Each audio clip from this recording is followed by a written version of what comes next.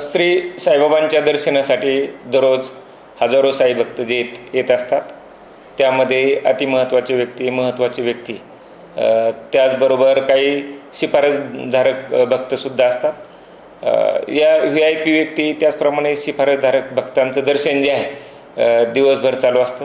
हे दर्शन चालू असताना सामान्य दर्शन लाईनमधील जो भक्त जो आहे 2 तास 3 तास वेटिंग करून दर्शनासाठी येतो बाबांच्या, VIPचं दर्शन करताना जे त्यांना वेटिंग करावं लागतं, त्यांचा वेळ त्याच्यामध्ये जातो।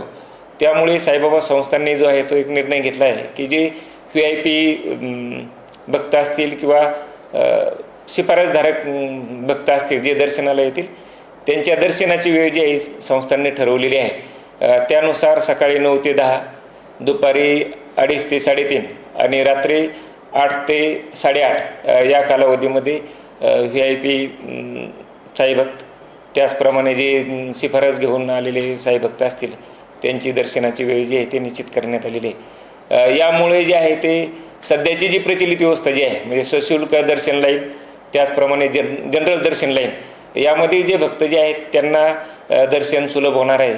VIPचं दर्शनसुद्धा सुरळीत होईल आणि जो प्रशासनावरचा जो अतिरिक्त ताण आहे, साईबाबा संस्थांचे जे प्रोटोकॉलचा विभाग आहेच, सोबतच जे शिर्डीमधील जी शासकीय वेगवेगळी यंत्रणा जी आहे त्यांच्यावर जो ताण येत होता तो ताणसुद्धा कमी होण्यासाठी मदत होणार आहे।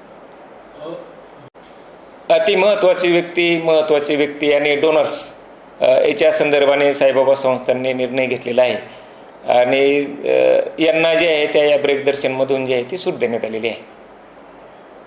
शिफारसधारक व्यक्तींना दर्शनासाठी घेऊन जाताना जे आहे ते सामान्य दर्शन लाईन जी आहे ही थांबवावं लागायची आणि मग मागून येऊन पुढं जाऊन दर्शन घ्यायचं, ते बी उचित नव्हतं।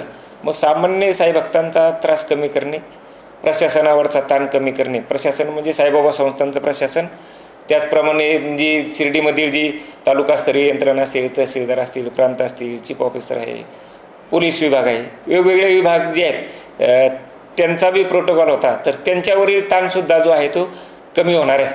म्हणजे भक्तांचं दर्शन सुलभ व्हावं, VIP शिफारसधारक यांचं बी दर्शन सुलभ व्हावं, त्यांना कोणतीही अडचण येऊ नये म्हणून श्री साईबाबा संस्थांनी हा निर्णय घेतलेला आहे। सकाळी 9 ते 10, दुपारी 2:30 ते 3:30 आणि रात्री जे आहे ते 8 ते 8:30 या कालावधीमध्ये हे ब्रेक दर्शन राहणार आहे।